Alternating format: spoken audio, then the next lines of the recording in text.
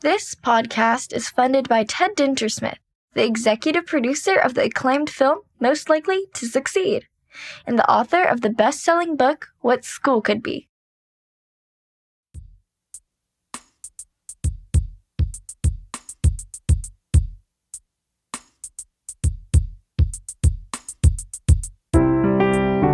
Hey everyone, welcome to the What School Could Be podcast. I am your host, Josh Rapoon. Before we start the show, please check out all the resources at whatschoolcouldbe.org and our global online community. Simply install the What School Could Be app on your mobile device or navigate to community.whatschoolcouldbe.org. I hope to see you there. Listeners, I could not be more stoked to share that my guest today is Michael Nachbar, the Executive Director of the Global Online Academy, otherwise known as GOA, which is a pioneering network of schools and educators reimagining learning to empower students and educators to thrive in a globally networked society. Michael was appointed the Executive Director of GOA in 2011, its inaugural year. Since 2011, he has collaborated with global educational institutions to develop a network of over 100 schools in more than 40 countries, enhancing access to quality online education worldwide. GOA is an international consortium of public, independent, charter, and international member schools. Member school students have full access to GOA's online education course catalog. Member school teachers have the opportunity to design and teach student courses and have access to GOA's professional learning courses and programs. Prior to founding GOA, Michael served as Lakeside School's middle school assistant director. By the way, Lakeside is an independent school located in Seattle, Washington. And he worked in a variety of roles, including teacher, curriculum coordinator, and director of technology at the Village Community School in New York City. He holds a BA in both English and psychology from Indiana University and earned a master's in education leadership through the Kingston Center at Columbia University's Teachers College. Michael started his career in education as a Teach for America Corps member, teaching high school English in Roma, Texas. He is an active board member for several education organizations, including the National Association of Independent Schools, the Independent School Association Network, and the JUMP Foundation. He serves on the advisory board for Sea Change Mentoring. Previous boards include the Mastery Transcript Consortium and Summer Search. He lives in New York with his family. Yung Zhao, one of the world's leading voices on reimagining education, said the following for this episode about the Global Online Academy. Quote, GOA is an amazing innovation in education, pre, during, and after the COVID pandemic. It has created one of my dream institutions in education that enables teachers and students from traditional isolated schools to work together globally, which in essence removes the traditional boundaries of education, end quote. Emily McCarran, the executive head of school at Keystone Academy in Beijing, China, said the following about Michael for this episode. Quote, Michael Nachbar is a brilliant educational thinker and leader. He is also a talented photographer and a great friend. He brings to his work the mischievous and curious mind of a middle schooler, which makes sense as he began his career as a middle school educator. Michael has a way of seeing the future of education with crystalline clarity, and he's able to help schools and educators draw lines between the present and the aspirational future that we hope for in all of our schools. Through his leadership of GOA, he has transformed the organization from a small online thought experiment to a globally networked superpower in the realm of educational futures and technology. He is smart, hilarious, and brilliant, and trusted by so many in the field to be a navigating voice that points towards a future schools and kids need, end quote. And now, here is my conversation with Michael Nachbar.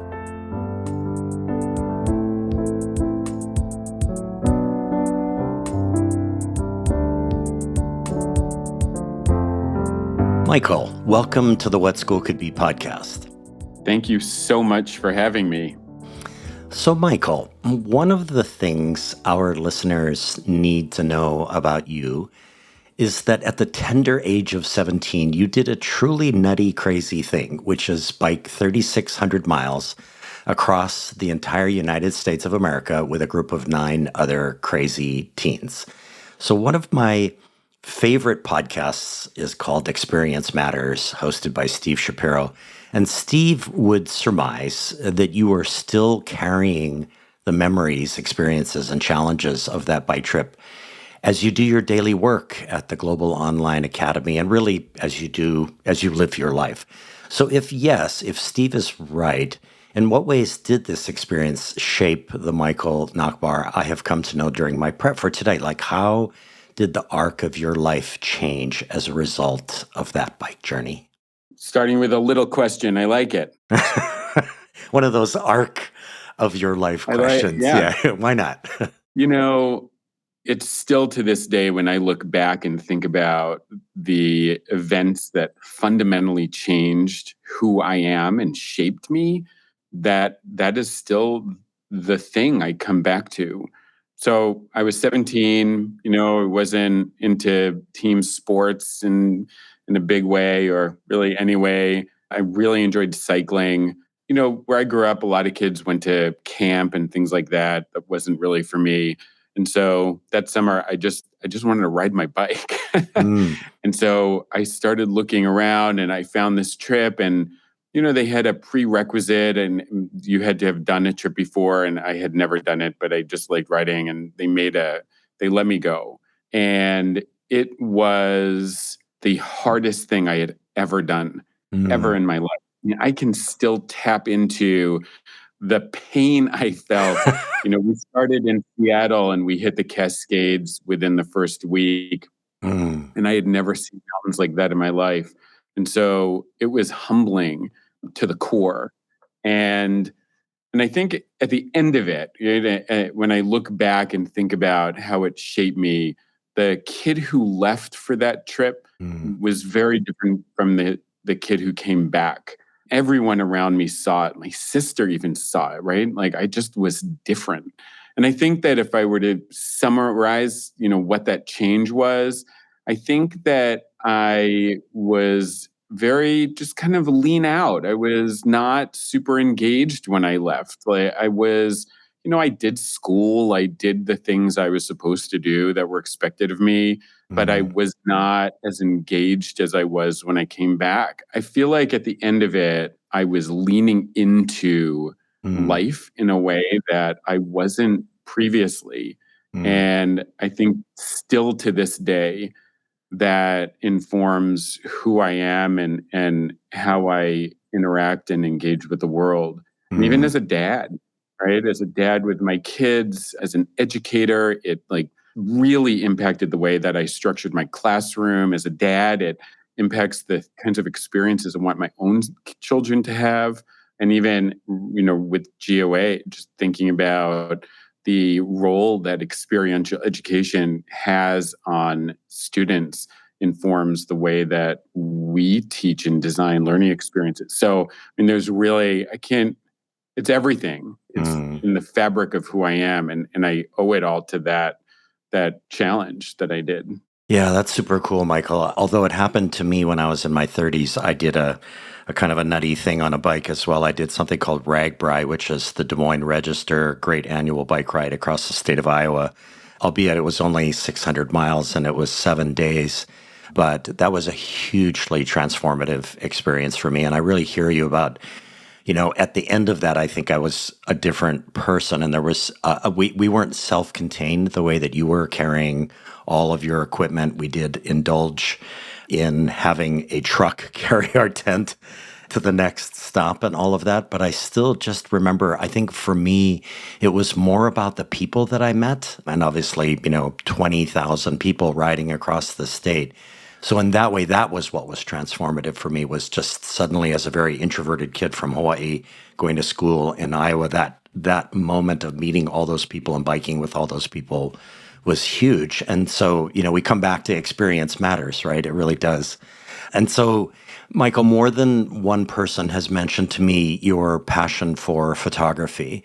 And I spent some time surfing your photos, which you post to Instagram. And I felt at times like I was having a Humans of New York experience. There is one photo, Michael, of a lacrosse coach talking to his team in a stadium at dusk, which I found completely arresting.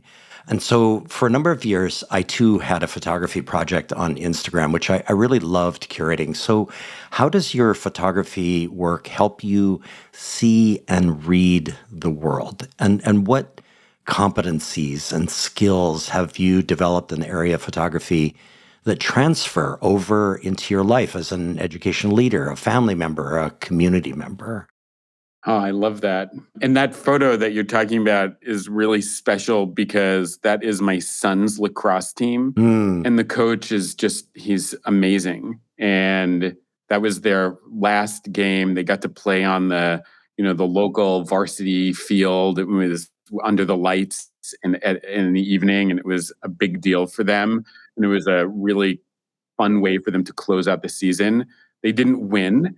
And so he's talking to them about how well they played and being part of a team. And I like to give my photos as gifts to people. And mm, so I was able to, print and give him that as a way to, close out the season, which was really special to me. mm, Because I think capturing those moments of candor are really important. It's to me, it is about being in the moment and observing and capturing interactions between people that often go unnoticed. Like mm, that's the kind of photography I love, that kind of documentary style personal photography. And mhm, so, I think that it helps me see. It actually brings back a memory of a book, No Child or Every Child into the Woods, or I'll look it up. mm, But in it, he writes about the importance of like taking a moment to be in nature.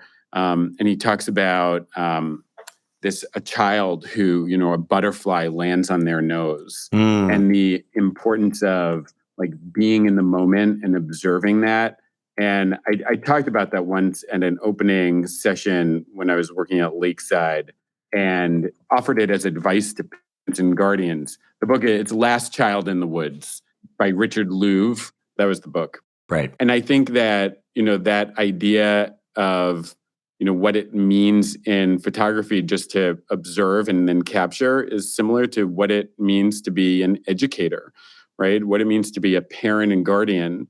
And the way that we also want to teach our kids to move through the world is being engaged. And photography does that for me. Mm, I can look at pictures from years ago, and that moment is still very real. I remember mm, everything about it, everything surrounding it, in a way that I just don't recall things in other ways. It's just very rich in all of these different senses for me. So it really informs the way that I think about my relationships with people and mm. being present. My previous guest, Carmen Coleman, who's a deeper learning sort of superhero in Kentucky, talked about when I asked her what the definition of deeper learning is. She said very simply, for me, it's that which is remembered.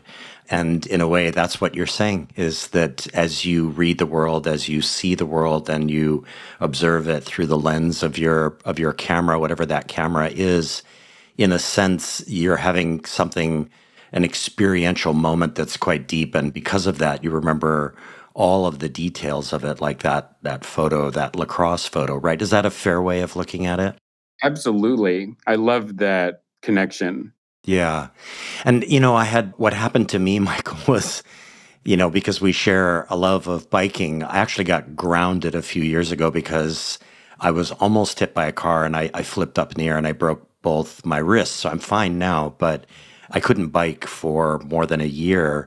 And that forced me into long walks. And that's when my Instagram art project took off because all of a sudden I was moving at a much slower pace. And I was amazed on these long walks here in Hawaii where I live at the things that I was seeing, I remember a lot of those photos very, very vividly. And so that's really cool. And it's so much a part of you, and that's very special. So Michael, this might be a total stretch, but for a hot minute, you flirted with the idea of becoming a doctor, specifically emergency medicine. And in my mind, Michael, there is a connection between your middle school rich resume and your interest in emergency medicine. Like middle school is kind of a day-long emergency room experience, right? As young people go through the craziest of our various human stages of development.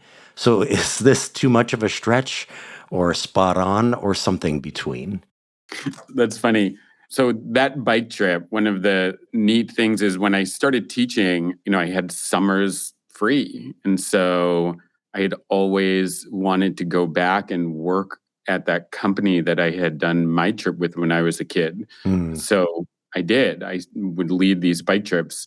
They were one of the leaders in experiential education. They were one of the only bike companies accredited by the Association for Experiential Education. So they put a heavy focus on student leadership and leadership development and, basically designing experiences for students to practice those skills, which was, I didn't have the language back then to really know what it was that they were doing as far as, developing competencies and things like that. But that is what they were doing. And it was amazing. So one of the parts of training for that was doing all these outdoor emergency medicine courses mm, and loved it. I love the hands-on nature of it. Like part of the training was you'd be learning something in a classroom and somebody would come in and they say, hey, there's an accident outside, and you'd run outside. There would be, actors and other people who had been taken out of the class, and they would be, laying on the ground in some kind of accident. You'd have to assess the situation. It was chaos, right? And it was putting you in this moment of, your senses were heightened and your mm. heart's racing, even though nobody's really hurt, but you still get swept up in the moment. Right. And I feel like that's middle school. That's middle school, where, everything is so visceral in middle school and for middle schoolers. And so, yeah, I think there is a connection between those two things. It's a frenetic energy working with that age group that I think you really have to be drawn to, and it's got to drive you. And I think that's what I loved about the emergency medicine stuff. And I Mm, think that's what I love about middle school is like those kids in that age. God, it is so much fun. And mm. having two of them at home right now, I know it's supposed to be, the worst of years, but I just love watching them go through these developmental changes at this age. It is just, yeah.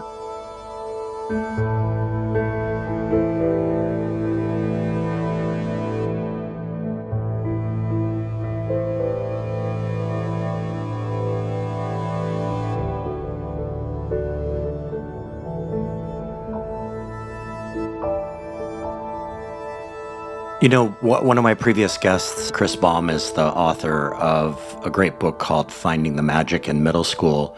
And I wonder, Michael, given all of your experience, what is that magic in middle school? Like, what do we educators, even if we're not middle school educators and we're possibly supporting middle school educators or coaching or mentoring or just being friends with, like, what is it that middle school educators need to do with their students to navigate that moment that you're describing? What's the secret sauce there in your mind, given your experience?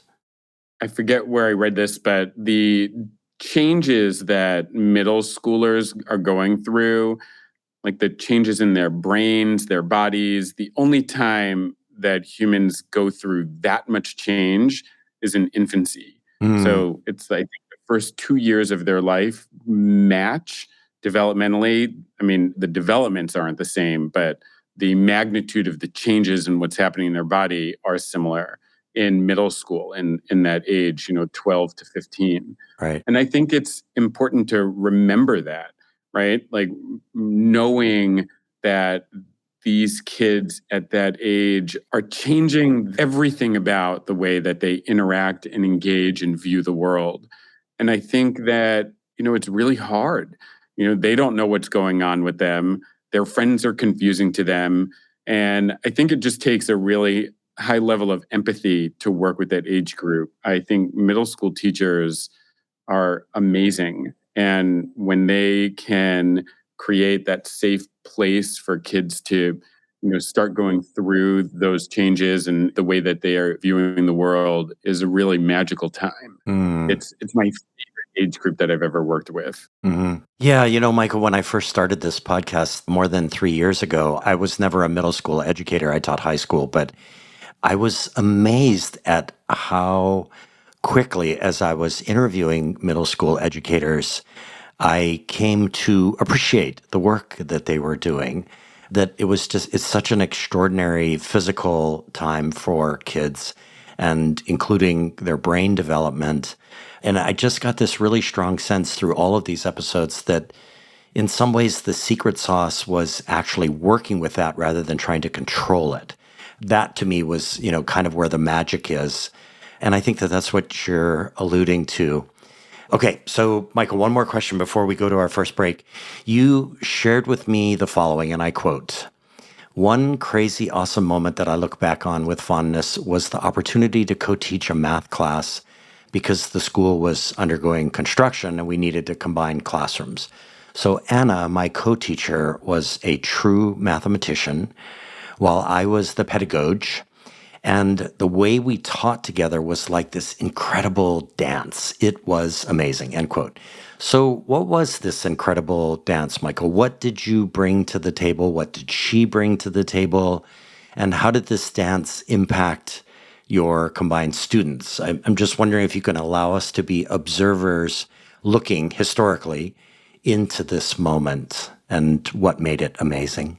Sure. So I was not a math teacher. I mean, I started teaching high school English with Teach for America and then moved into middle school and knew I could teach sixth grade math.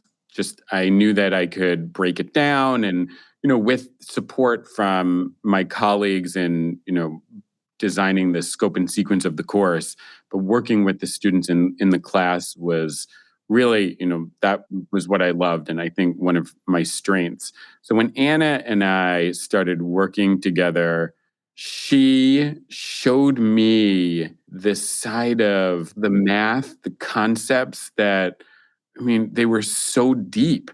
And she was just such a math scholar. And we're talking sixth grade math. So, really like diving into the why things were functioning the way that they were functioning. And so when she and I started teaching together, I think one of the things that you would have seen was there was a deep respect. It was almost like an improv skit, right? Mm. Where like what is it? The first rule of improv is you never contradict the other person, right? Everything is yes.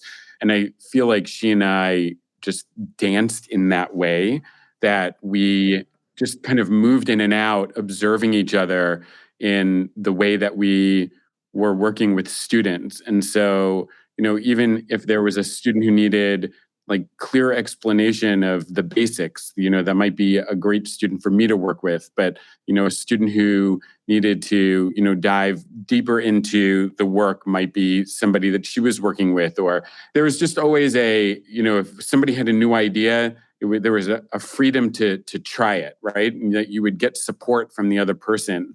And we had a huge class. I think we had like 45 kids in the room. Wow. And just she and I, and it was, still to this day, it is probably one of the most impactful teaching moments I've ever had. Mm. Just co-teaching with someone like that, or somebody that you deeply respect, and there's that mutual admiration, can be a really fun experience. You know, one of the things that really struck me about what you shared with me, Michael, is that Anna was the mathematician, and I've been thinking a lot lately about this. I mean, it was a theme for me when I was a teacher. I taught history and economics, wine studies. For me, it was all about not filling the kids up with history information, but helping them to understand what it means to be the historian. And I wonder what you observed with Anna, albeit at the sixth grade level, of what it meant to be the mathematician versus just teaching math. I wonder if that was something that happened during the magic. Yeah, I think that, to me, what you just said should almost be one of the competencies that every class is trying to imbue their students with, or create an environment where they can practice that, right? How Right. do you think like a mathematician? How do you think like a psychologist? How do you think like a historian? So I think for that class, one of the ways that we did that was letting kids struggle with concepts. And this is where I think she was such an artist with math, was that together, where I was really good at the curriculum development, that we were able to put that together to design activities that got kids like diving into the concepts behind the numbers, right? So when we were doing percents, we went down the rabbit hole of teaching kids like base 10. And then part of the curriculum for some of the students was studying Mayan civilization in their history class. Which was a base 5 math system. And so we taught them base numbers. Like, that wasn't part of the curriculum, but her knowing that and then combining it, we were able to create this project for the students to start to like disassemble base number systems so that they could recreate it in other places. That to me is thinking like a mathematician. And that was super fun. And it was fun to make it, cross it over with other disciplines. And it was hard, right? Like, getting your head around at that age around base number systems was not easy for everybody. Right. And kids got to play with math. Yeah. That's awesome, Michael. I mean, the greatest experience of my 17 years in the classroom was when I team taught what was called a contemporary issues class. I think previously it was thought of as sort of a current events class, but the guy that I team taught it with, we transformed it into something that we called contemporary issues. And what we were out to do was to help train the kids to be policymakers.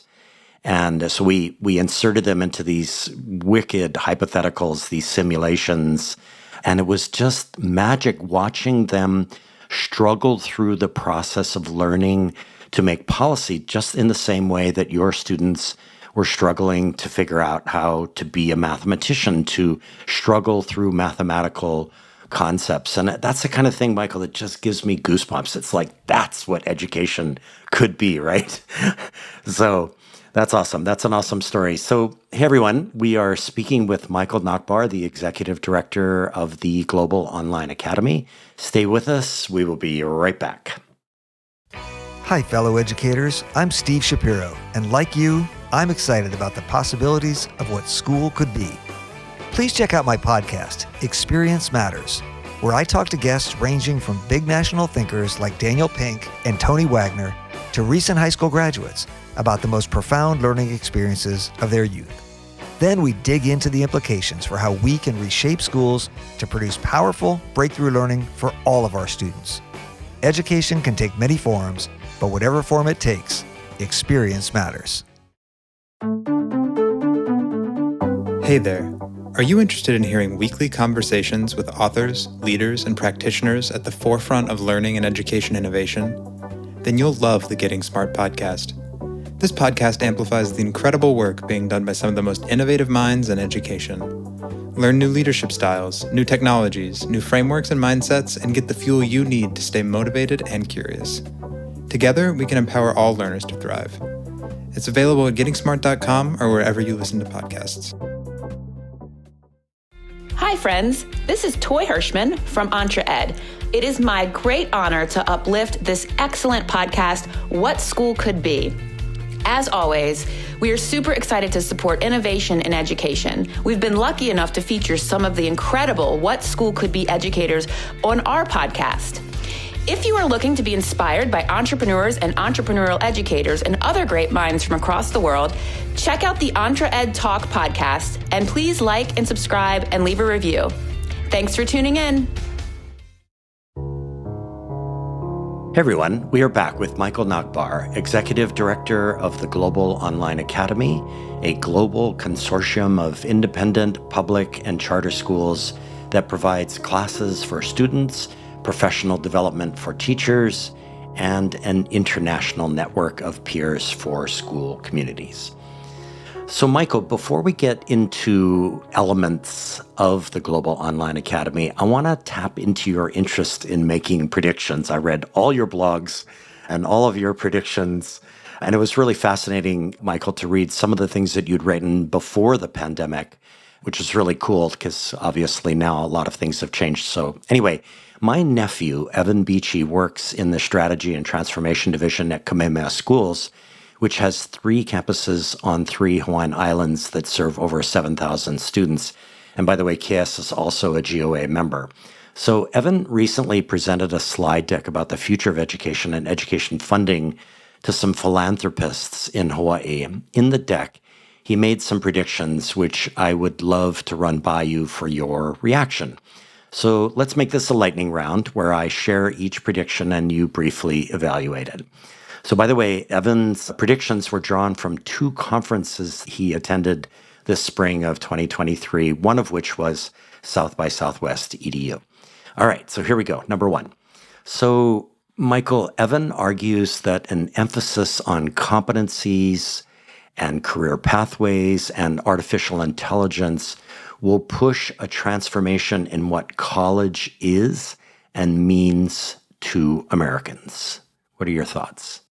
I hope so. I think at this point, we've been talking a lot about some of these things for a really long time, right? We've been talking about competencies and how that will change the face of education, K-12 education, and in turn will drive changes in college and career. And I think it's just going to be slower and more gradual than we think. I think AI for sure is going to change the equation, but I'm not so sure about which direction it's going to change it in. There's part of me that worries that with the rise of AI, the essay for college admissions is dead. Yeah. And what does that mean? That worries me. Does that mean that colleges are going to go back to standardized testing in a heavy way? Right? How are we going to, meet that moment? And so I think in the past, I've been pretty heavy on the role and impact of CBL. I think that was hopeful, and I think we should stay hopeful because I think that competency-based learning is very important, and we should be aligning ourselves to that and doing more of that in our schools. But as a prediction that it's going to fundamentally change the way that we think about college admission or college pathways and career pathways, I'm hopeful. I think it's going to be more gradual than acute. Got it. Okay. So number 2, Evan predicts that place, culture, narrative, and identity will increase in economic value, which means that education writ large will shift dramatically, possibly, towards these ideas. What do you think? I love that. I love that idea. I think a lot about the society that we live in and how divisive so much of our conversations have become. Mm-hmm. It's what's modeled on TV. It's people aren't talking to each other anymore. It's almost impossible to debate somebody about something without it turning and feeling personal. And so I think understanding and taking the time to know people is really important. I think that for me, that's one of the things about GOA classes where we have students from all over the world that we try to, create as part of that learning experience, which is where you're from and who you are, should inform the conversation with your peers so that we can learn from your perspectives and even take your perspective to better understand it. Even though we may not adopt it, we can still try to stand in your shoes and see things from a different way. So I love that. I think, and I think too that people's personal stories are going to be very important. This goes back to that first question, even around college admissions, right? The importance for students to tell their story and who they are and why that's unique and important and where they see themselves in the world. I think those are definitely going to grow in importance this year, for sure, for sure. Love that one. Yeah, and it appears that, post the Supreme Court's affirmative action decision, there will be a multiplicity of ways that students can actually tell their story, and it's up to us to help guide and coach and mentor them as they do that. So, yeah, agreed. Okay, so number 3, I'm going to combine 2 of Evan's predictions into one. So he argues that artificial intelligence, gaming, and stealth assessment, which by definition is the opposite of a discrete moment when you take a test, that stealth assessment is everything that's going on under the surface constantly where assessment is happening, will seriously disrupt the infrastructure of education and where and when traditional content knowledge acquisition happens, it will be done by technology and AI. So I know you've been thinking about this a lot. So what are your thoughts, Michael? It's funny. I started, one of the other roles I had in my career was as a director of technology. And I kind of grew into that because I was always the teacher in the classroom who was game to try, the crazy ideas that somebody in the tech department had, right? Like I was the teacher that did the Palm pilot program and got super excited because we figured out how to wirelessly print in the classroom so students could do their first drafts digitally instead of having to wait until they got home because we didn't have a set of classroom computers, but we did have a classroom set of Palm Pilots. I've always thought that technology was an add-on. It was nice to have, and in some ways it was fun, it was innovative, it got teachers to think creatively in different ways, and I've always loved that. But I've always also thought that it wasn't essential, right? Smartboards weren't essential to the student learning experience. Right. And I've always felt that it's been kind of a nice to have until now. I feel like this year and with AI, that entire conversation has shifted and that it's going to be incumbent on schools to really figure this out deeply, not just setting policies, but having guiding principles, right? For what the expectations are for how we want students to use this technology.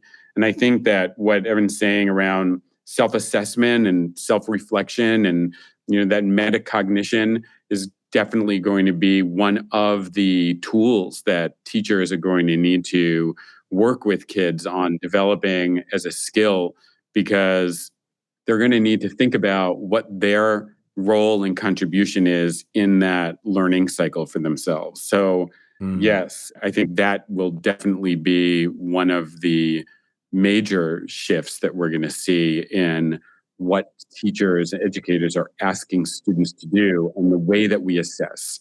I mean, this ties to so many other areas, but yes, self-assessment will be very important. Wow. What we have our work cut out for us.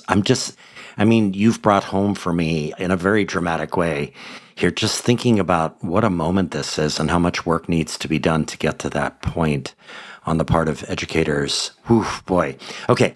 So finally, Michael, Evan predicts that this thing we call school will increasingly and principally become social, collaborative, and focused on health and wellness, meaning health and wellness will be valued more than what we now call, quote, academics. What are your thoughts about this? I totally agree with that. Well, I agree with it in theory, and I agree with it as a wish and a hope. But again, in practice, I think that is something that is going to need to happen, right? I think that's going to be one of the byproducts of AI, right, is going to be what schools have to focus on and what we're going to need to work on with students will definitely be in around health and well-being for sure. Mm-hmm. We're going to need to think deeply about how we build that into curriculum. I think there's a larger conversation happening now, especially in the United States, around what the role of school is and whether schools should be focused on that. I think there's no question that schools need to be focused on that. I just wonder if it's how difficult it's going to be. I think a lot of schools already do that, but being really explicit about what role schools have in that area and the ways that we go about doing this are going to increase for sure. So yeah, I think he's spot on. Yeah, it's super amazing to me to think about. I mean, yes, you're right. I agree with you that many schools are doing some of this work, but are they doing it really well? That's kind of the question on my mind. And that's going to be the work ahead, is trying to figure out how to do that well. In some ways, it kind of goes back, Michael, to what we were talking about, to be a chemist or be a historian or to be anything. How can schools be the place where health and wellness is what is done, right, for students? And it's just that to be continued. We'll see how this plays out. But I love the fact that GOA is really thinking about this deeply, that you're thinking about it, all of you are, and that you're leading forward with that. So that's great. Okay. So we're going to shift now to GOA, Michael. And so listeners, if you want to know more about the Global Online Academy, spend some time at its website, which is globalonlineacademy.org. So my intent today is to briefly dig deep into a couple of concepts associated with GOA. So before we do that, Michael, I wonder if you could give us an update on the current status of GOA, what it is, what it does, and what it values by describing what it means to be one of your 100 plus member schools in 2023. And I'll just give this a slight twist.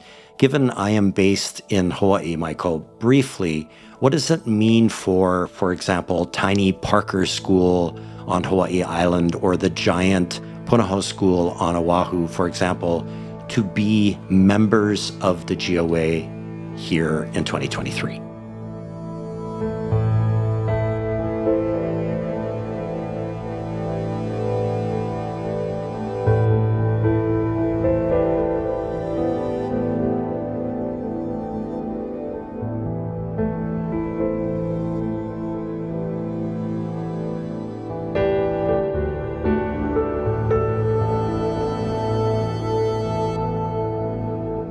So we've been talking about and thinking about this a lot, especially post-pandemic, right? What does online mean and to schools? And I think one of the things that we're really clear about is that GOA, despite our name being Global Online Academy, was never really about online, right? Yeah. I think back to the time when we were first launching 12 years ago. And I think back to, we had invited a group of schools out to Seattle to talk about what this could be. And in preparation for that, I pulled together a group of Lakeside teachers because I was employed at Lakeside at the time.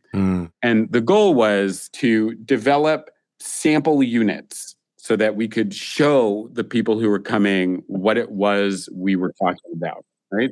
Because back then, nobody had any idea what this could look like or what it could be. Yeah. And so I pulled together this working group of 5 educators, and they were amazing. I mean, each one of these teachers was just an incredible teacher. And the first meeting we talked about, all right, great. So let's talk about what this needs to look like and what the goals are. We'll come back next week and we're going to share some of what it was that we did. And the goal was that we were going to start to, translate some of what we did in the classroom into an online environment. And so we came back a week or two later, we blinked at each other. Basically, what everyone had discovered was that's not going to work. And what we needed to do was rethink what it was that we wanted to do online. But it was not going to be transferring what we did in the classroom into an online space. Okay. So we started to move ahead from that, which was great. So let's rethink it. Let's reimagine what some of these lessons could look like. And so that is when things got really exciting. And so at the end of this, he was the head of the English department, and he had canceled his class for 2 weeks and did his unit. He said, let's see how this thing works. And at the end of it, he said, this guy had been, he's a PhD, he'd been teaching for, I think, 25 years at the time.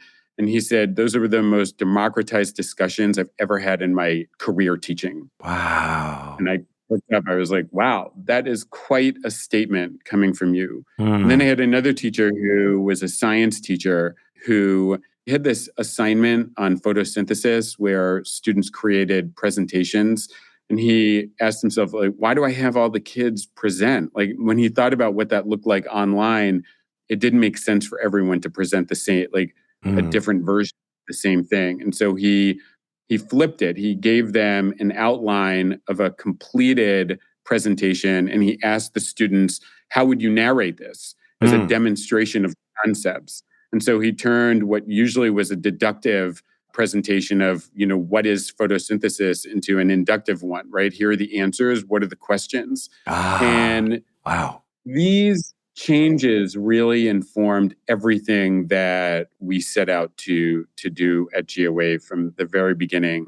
It has always been about thinking differently and deeply about teaching and learning. And so I think to be clearer about what it was or what it is that we do with schools, it's being a bridge between these foundational principles of strong pedagogy and modern emerging technologies, and how those come together in really impactful learning experiences for students. And so, that really informs the way that we design our student programs, which are very much like passion-based classes for students to explore different topics that are of interest that they probably can't find at their school. We have a catalog of 64 classes. Again, informed from the beginning, schools didn't want or need us to do core classes. They didn't need algebra. They didn't need, English 10. They wanted medical problem solving. They wanted bioethics. They wanted, linear algebra. They wanted all these other things, as did students. And so, that's what schools engage with us about, is expanding the opportunities for their kids in global classrooms that are competency-based, so they're practicing and learning new skills that we know are not regularly practiced in on-campus classrooms. And again, we also believe kids should be on campus. We don't want kids just learning online. Like, we should be in person, in hallways, on the fields, in the cafeteria, but they need this too. And so it's very much designed as a supplemental program. And then we use that as a lab tool to inform professional learning that teachers can engage with to really practice new applications of good ideas around, pedagogy. So competency-based learning, rethinking time, rethinking place. Now we're doing a lot of work around AI as well. So that's a perfect segue, Michael. Before we go to our second break, I want to dig just a little bit deeper into the catalog itself. In one of your blogs about the 2025 vision for GOA, you referenced a slate of GOA courses, which you just mentioned a second ago, and you called the courses passion-based. And that got my attention. So I clicked on the hyperlink and was instantly transported into a magical wonderland of GOA course offerings that seemed to go on for days. So today, I want to focus on one course as a way of understanding all these course offerings and why you call them passion-based. So, Michael, I have a deep emotional and historical hatred of algebra. I lost huge chunks of my life to this stupidly irrelevant element of math. And so when I was in your catalog of passion courses, I immediately locked into your course on algebra. And long story short, I came away just like thrilled at what I saw and eager to go back to school and take this course, which is really saying something, right? So what is this algebra course? How does it exemplify relevant learning? And how are your list of competencies woven into not only this algebra course, but all course offerings? There are a lot of kids They love algebra. Like all they want is to do more math classes, right? That's a testament. That's the gold I love standard. it. Yeah. I love these kids. And that's the thing, right? There's different topics that light everybody's fire in a different way. So I think one of the things that I would highlight is, and this came up too before in what we were talking about, even around health and wellness. And I think that the importance of competency-based learning, and I would tie it to schools even thinking about how we bring in health and wellness into our programs. At the core of it to me is the intentionality and deliberateness, right? Where learning isn't accidental. Everything is designed purposefully. And naming those things in order that you can measure them, I think is really, really important. So, whether again, I go back to what we were talking about around well-being, but instead of just saying that we're going to be doing this, well, what does that look like? Right. And what are the outcomes that we want to measure? And so that to me is what is so exciting about competency-based learning, is that it creates, or it asks teachers to be really deliberate and intentional. And so, at GOA, we have a set of core competencies, and then we have competencies that are defined by teachers in each class, very much in the way that we were talking earlier about thinking like a, right? So what are the competencies around thinking like a mathematician when it comes to linear algebra? Right. We love that. That's core and essential. So everything is tied to competencies. Every question is tied to competencies. Every assignment, every assessment, everything is coming back in our classes to either a course competency or a GOA competency. And so you can see that even in that syllabus that you found online that's on our website. We put all of our syllabi up, and so you can really see them. Yeah. And we ask, this even goes back to what we were talking about earlier around self-reflection. We ask students to reflect on which competencies they practiced and demonstrated so that they're aware of it and they can have that metacognition moment of understanding that they were using this in the work that they were doing in this class. Mm-hmm. And I think one of the really important things here, Michael, is that when I dug into the algebra course, I went in with the attitude like, what could possibly happen in this course that would get me even remotely excited about something that I hate? And almost immediately I saw that the point of the course was actually to analyze social media interactions, if you will. In other words, using algebra to analyze what that great documentary, The Social Dilemma, talks about in terms of how people interact with social media and all of that. And I was like, oh, now I get it. Now I understand. Like, that's what would have made it relevant. And that's what got me excited. Right away, it was that relevancy. And I love that. Yeah, and as I was poking through all of the other courses, it was the same. Every single one seemed to have that something that the students were going to lock into and work on that was relevant to their world. And it sounds like that's very intentional and purposeful, right? Very much so. I mean, learning has to be relevant. It has to be meaningful. Students need to connect to it and be engaged with it. And to do that, that should be the holy grail of every classroom and every unit that we're studying, is helping students connect with the material. Yeah, absolutely. Couldn't agree more. So, hey everyone, we are speaking with Michael Nachbar, the Executive Director of the Global Online Academy. Stay with us. We'll be right back.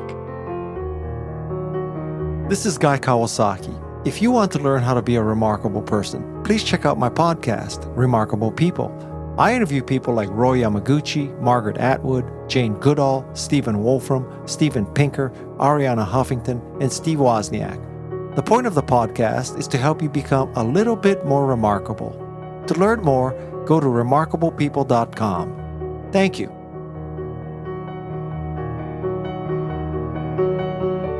Aloha, my name is Aaron Shorn, a previous guest on this very podcast. I am also now head of growth and community at Hawaii's own Unruler.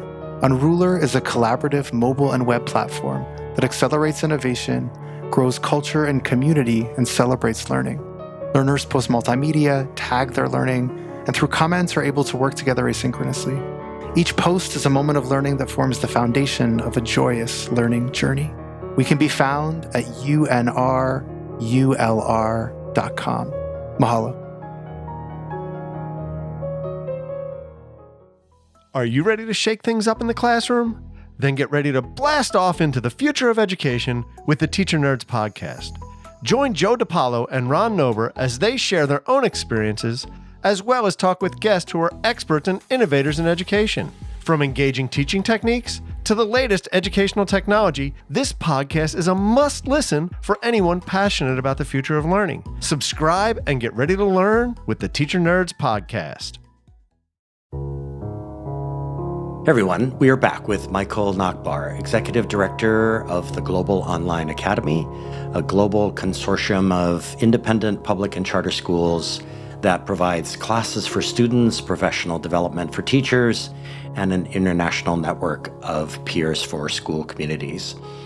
So, Michael, in my first viewing of the acclaimed documentary film Most Likely to Succeed back in 2015, I was introduced to the term public exhibitions of learning. And since then, over more than 100 episodes of this podcast and a ton of What School Could Be work, both here in Hawaii and nationally, I have heard this concept expressed in other ways, as in One Stone Lab School's Disruption Day, or Gimnasio La Cabos's Public Displays of Advancement, or SEEK's Public Defenses of Learning. And at GOA, you call it the Catalyst Exhibition. So what is it? What is the core philosophy behind it in terms of assessing for deeper learning? And how was Warren Berger's book, A More Beautiful Question, an inspiration for this concept in terms of helping to determine how it works in a global online context? Yes, I love our Catalyst exhibition. I mean, the history of it is kind of interesting and funny just because what we found during our second semester was that there were very few weeks where students were all on campus or at school or, engaged, not on vacation. And so we wanted to create a project that arched over the entire semester that students could participate in. And that eventually grew into something that we now do in all of our terms and all of our classes. And it also ties into that public exhibition of learning, very much in the vein of Ron Berger's An Ethic of Excellence, which is the two Bergers really inform the Catalyst exhibition, right? Ron's An Ethic of Excellence and Warren's A More Beautiful Question. Right. And the Ethic of Excellence is really definitely that audience effect that of publishing something for a larger audience, and the way that students engage in those opportunities to demonstrate their understanding is so rich and important. And so that's part of it, because when students participate in our Catalyst exhibition, they're exploring a beautiful question on their own through the lens of the course that they're in. Wow. And when it really hits the bullseye is when they are applying that to a local challenge through that global lens, right? So they're thinking about something that is impacting their area, where they're from, through the lens of what it is that they're learning in this course, and then framing a question around it. And all of our classes do this. So even linear algebra participates in the Catalyst exhibition, which is amazing. I'm looking at some of the projects that students are working on in that class. How can linear algebra be applied to medical imaging? Wow. Or in computer graphics, how can linear transformations and matrices be used to create realistic animations in video games? How do linear transformations improve machine learning technology in the context of neural networks? Like, these are, and then it goes on. From what student, right? Yes. What students are doing in other classes. It's just amazing the way that they're thinking about and applying their own experiences to what it is that they're studying. So you chose the word catalyst, I'm sure, very intentionally. Why catalyst? What Michael, is being catalyzed? And we can work backwards, right? So I think we've had some students take what they're learning and take their Catalyst exhibition and apply it to their schools and communities. So we had a student in a school in Beijing who did his Catalyst exhibition on recycling programs, launch a recycling program at his school, and then take that and launched a recycling program in his neighborhood. So that to me is, one of the ways that a question that students are exploring can be a catalyst. And the other is igniting their interests and their passions. So in a relevant, meaningful way, and them driving that learning experience is very important to us. And so I think that agency is being catalyzed through these exhibitions of learning. Wow. I'm sitting here in my little studio in Honolulu, just smiling from ear to ear, Michael. One quick follow-up question that's generated by this smile I have on my face. What happens to kids when they go through one or more of these Catalyst exhibitions? Like, how are the social and emotional dynamics different from, say, an old-style science fair with kids standing in front of poster boards kind of talking about what they did? What's the real difference there? I don't know if there is a difference. I think one of the things that just based on the way that we do it, since it's asynchronous and it leverages, technology platforms, like one of the things that's happening is students are getting feedback, not just from the people who are standing in front of them, which is amazing, right? Like those experiences of explaining your topic to a crowd, you are practicing other skills, right, that are really important. And getting feedback in the moment, even being a listener in that moment, is an important experience. When you've just absorbed this presentation, what are your follow-up questions? Yeah. We can talk more about that and the importance of, question asking in general.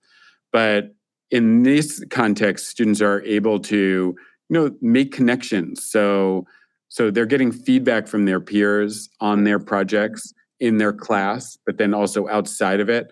A lot of these students are getting recognized by their schools who have not seen projects like this before. And so it's very exciting to them to have an opportunity to share a project that a student is doing in this, in GOA with their larger population and community. And we love all of that.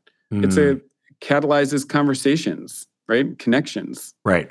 And building relationships amongst learners, teachers as learners, students as learners, and all of that. Yeah. Yeah, that's awesome. Wow, this whole Catalyst exhibition thing, Michael, I just love every part of it. And when you connect it with the course catalog and everything that students are involved in, I see it as some sort of magic, some sort of voodoo magic that's going on with GOA. I love your enthusiasm. I feel the same way. I think the Catalyst exhibition, we have high hopes and plans for where we could take this and what it could be and way it could bring students together from around the world to explore these topics in more depth. I'm just going through, I'm like perusing the different presentations, and each topic, every question is more fascinating than the next. And to build on that and really, ignite kids' interest in these different areas so that they can carry on beyond the class would be really important and meaningful to us.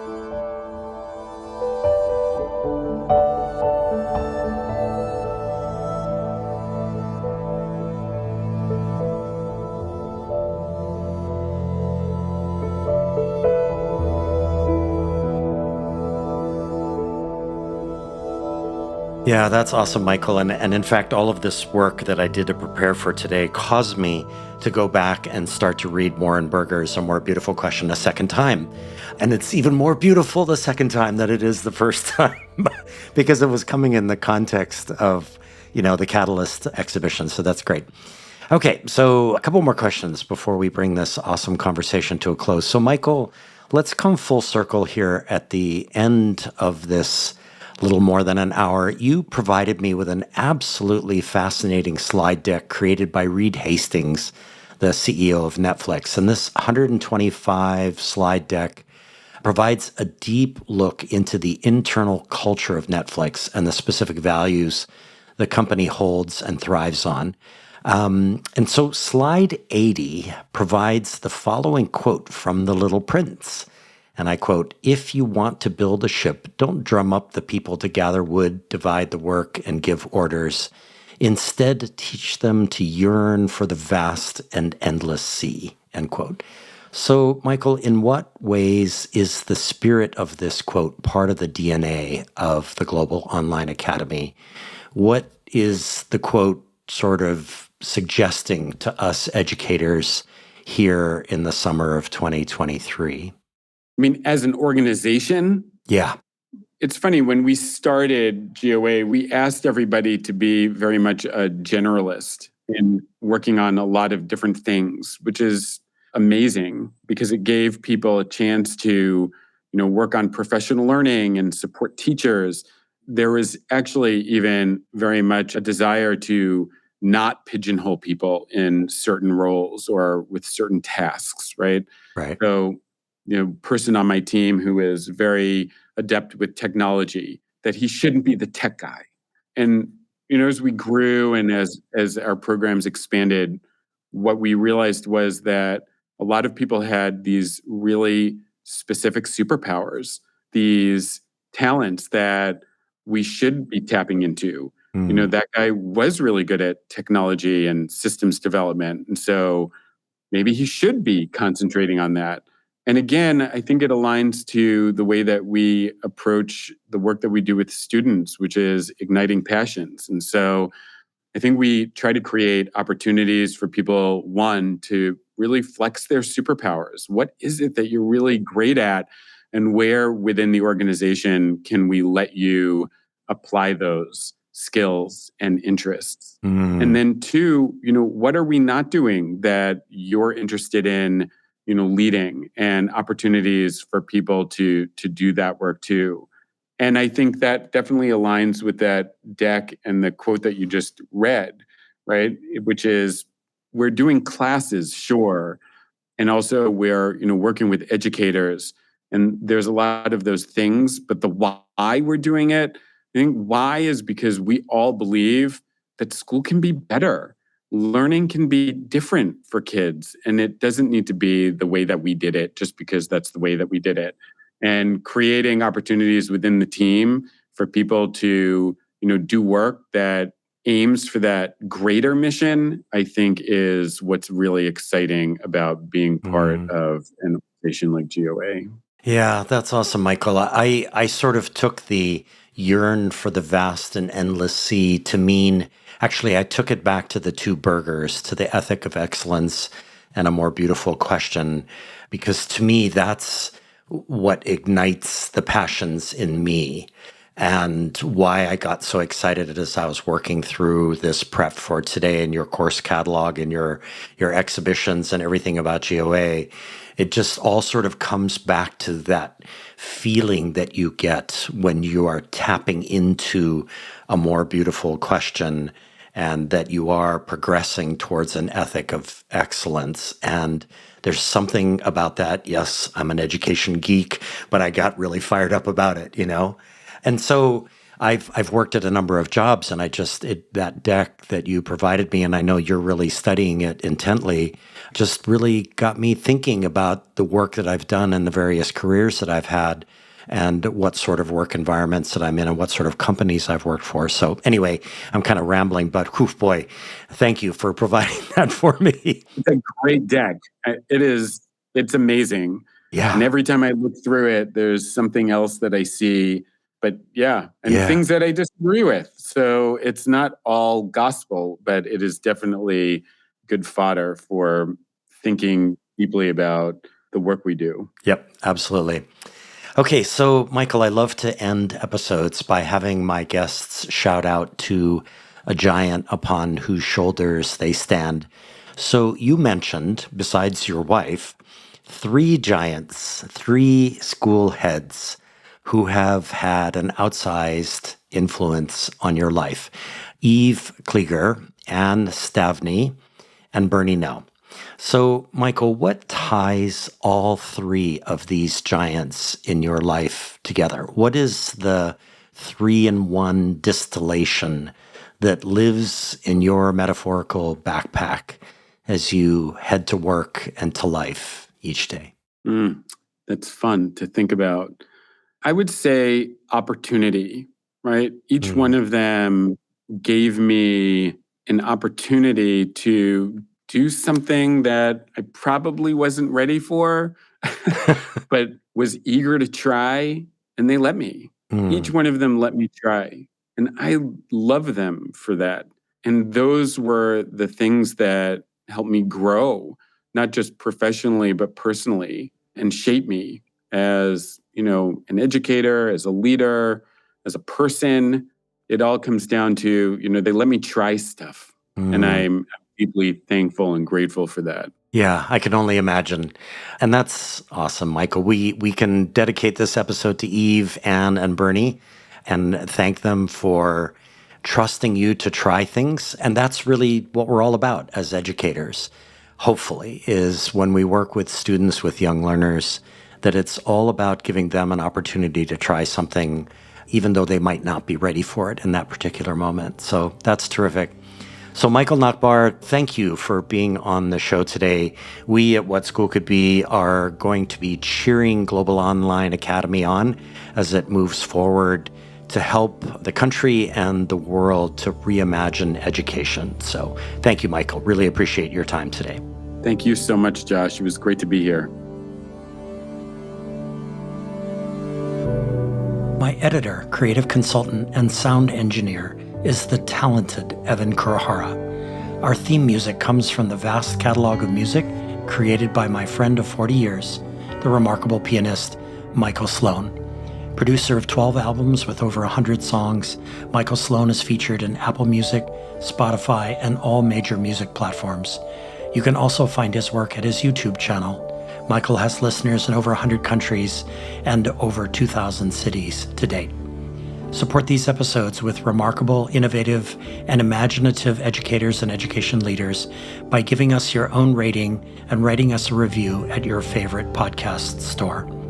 The series is underwritten by education change agent Ted Dintersmith, the executive producer of the acclaimed documentary film Most Likely to Succeed, and the author of the best-selling book, What School Could Be. Please join the What School Could Be global online community by going to community.whatschoolcouldbe.org or by downloading the What School Could Be app from your favorite app store. The What School Could Be podcast is brought to you by Josh Rapoon Productions. Send your feedback to josh@whatschoolcouldbe.org. Also, follow the show on Twitter at WSCB Podcast. Listeners, the most important thing you can do in these uncertain times is to bring kindness and compassion into the world. We need a surplus of both right now. Until the next episode, ahui ho and take care.